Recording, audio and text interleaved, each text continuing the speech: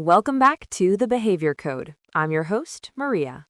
And I'm Gabriel, and today we're going to pull back a curtain on something that's running in the background of almost every single human interaction. So let me just start with a question for everyone listening. Okay, I'm a little nervous. Go on. What if everything people do is about status? Whoa. Okay, everything? That's a really provocative statement. My initial reaction is no way. I mean, what about love or kindness or just enjoying a hobby? I know, it sounds cynical, but what if I said that the drive for status is so deeply embedded in our evolutionary wiring that it subtly influences all of those things in ways we don't even recognize? And that's our topic today. People care more about status than they admit. We're going to unpack this hidden force, look at how it dictates our choices, and explore if there's any way to break free from this relentless, invisible game. Exactly. Once you start to see it, you can't unsee it. So let's start decoding. Music swells and fades out. All right, Gabe, so before we go any further, we need a really solid definition. What is status? Because I think a lot of people just hear money.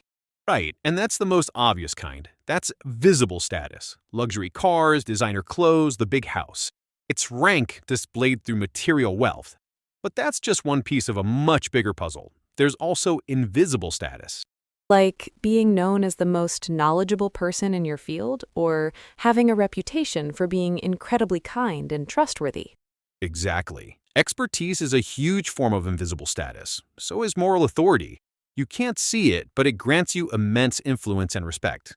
But the most crucial distinction we have to make today is between the two main pathways to getting status: dominance and prestige. Okay, break that down for me. Dominance and prestige. Think of it this way. Dominance-based status is taken. It's asserted through force, fear, and intimidation. It's the playground bully who takes the other kid's lunch money. It's the intimidating boss who everyone is afraid to challenge. People comply not out of respect, but out of fear of repercussion. Right, so it's about power over people. What's the alternative? I have a perfect real-world example.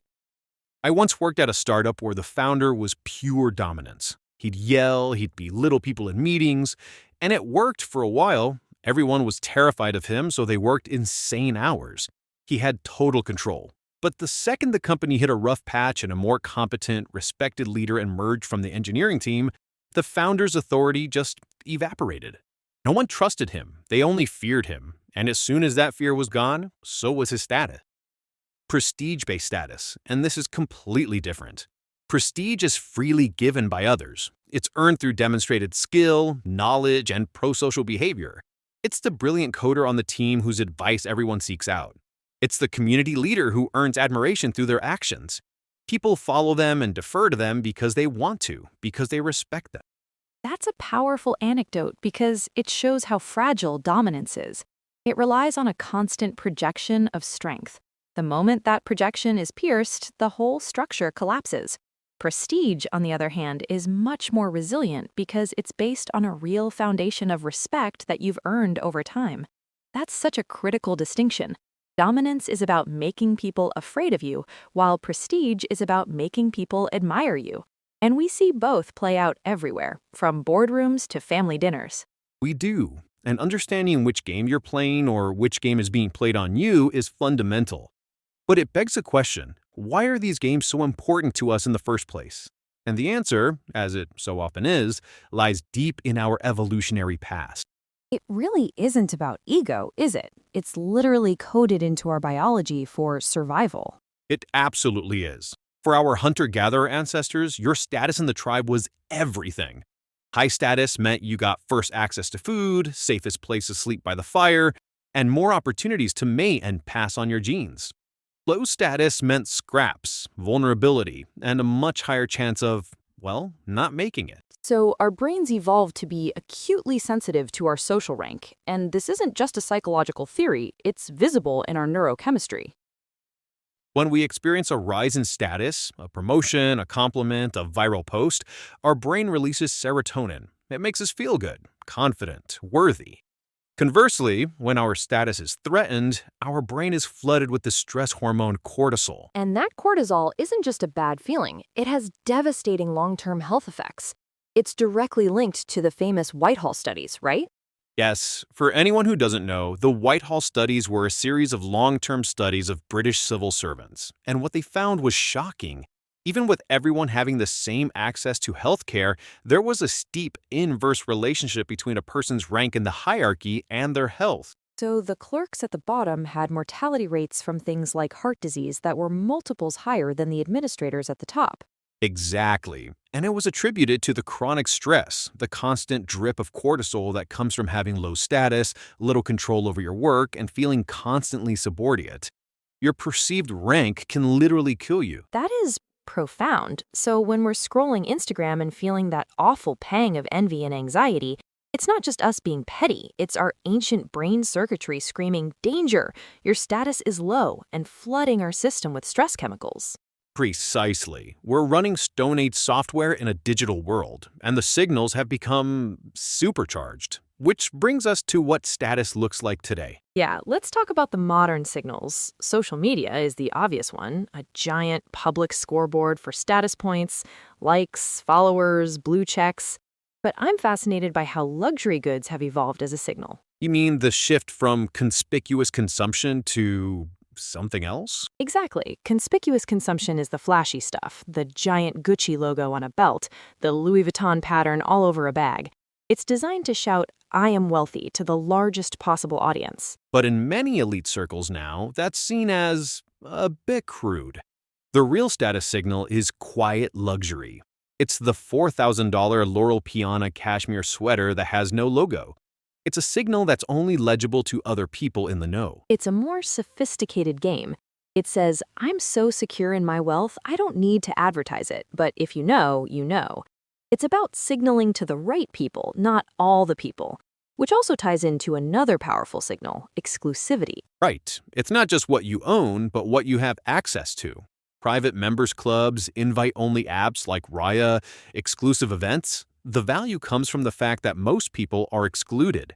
It's a direct signal of high social standing. And then there are the even more subtle signals, like language, the tone of voice someone uses. A slow, calm, measured cadence signals confidence and authority. They expect to be listened to, whereas speaking quickly with a rising inflection can signal subordination. And virtue signaling. Publicly displaying your moral outrage or alignment with a popular cause to signal that you are a good, morally superior person. It's a direct play for moral status. It's all part of this incredibly complex language we're speaking to each other, often without being aware of it, which leads us to the hidden behaviors, the little moves people make every day to jockey for position. Like interrupting. When you watch a conversation, it's rarely symmetrical. The person with the higher perceived status tends to interrupt more. It's a nonverbal assertion of dominance. My ideas are more important than what you are currently saying. Or its close cousin, the humble brag. That one is my favorite. Oh, the art of the humble brag. Explain it. It's when someone tries to mask a brag within a complaint or a statement of humility, like tweeting, so tired of reporters calling my personal cell for quotes. Can't they go through my publicist? The real message being, I'm important enough to have a publicist and be sought after by reporters. Precisely. Or, it's so embarrassing when my friends point out I look like a movie star. The surface message is humility, but the subtext is a blatant status signal. It's an attempt to get prestige points without looking like you're trying. And what about non-verbally? We're signaling status constantly with our bodies.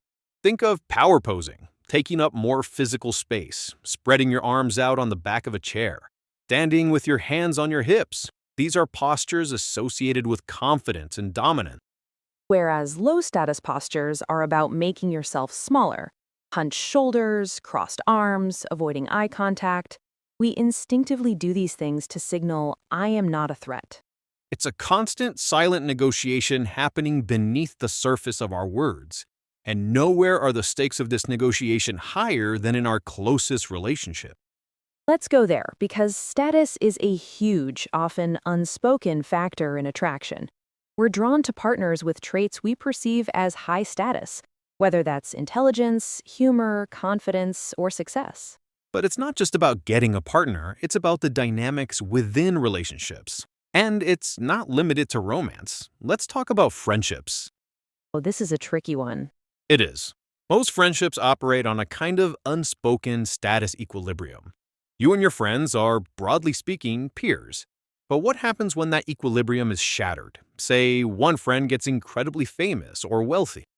Suddenly, the dynamic is thrown off balance. The successful friend might start to feel distant or even guilty.